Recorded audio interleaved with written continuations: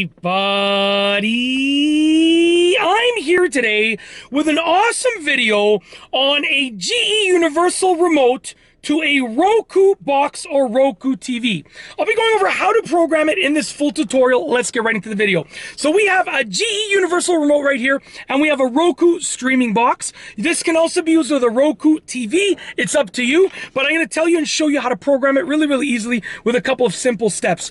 The first step is to know whether you have a Roku streaming box like this, like a sort of like a DVR box, or a Roku TV. Two different things. They use a similar technology, but one is a full TV that's sort of built into it, and one is a separate streaming box that you connect to a different TV. Okay, once you know that, it'll be a little bit easier to do because you're going to know if you're programming for a TV, okay, or essentially if you're programming for like an auxiliary. You're going to know what you're programming for. Okay, so the first thing you want to do is turn on your Roku device, whether it's a streaming box or a full TV. As far as I know, as far as I remember, when you plug this in, it automatically turns on, but I could be wrong because I haven't used it in a while. Got this maybe like a year and a half ago, but essentially, maybe even a year ago, I don't know, a long time ago, I got it, and then my TV came up with the same capability of what I needed this for, and it was past the return date, so now I just have it sitting in my closet.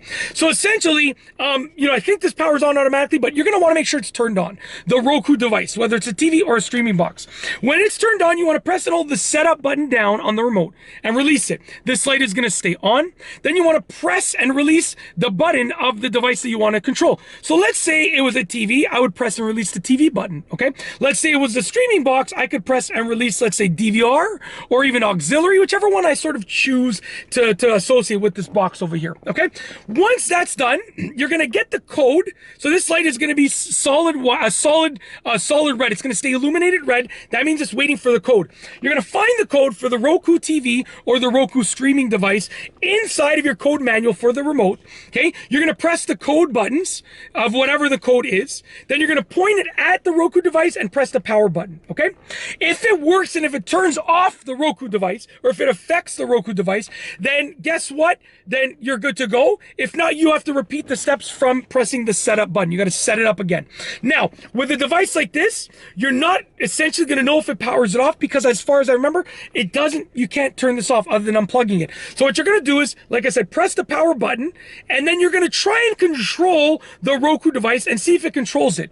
If it controls it, you're good. If not, you're going to repeat the steps from the setup button. So you're going to press it and hold the setup button again. You're going to press the device button that you want to use, that you want to associate it with. You're going to input the code, the next code for the Roku device. That's a potential code for it. You're going to point it at it, press the power button once, and then you're going to try and control it and see if you can control it.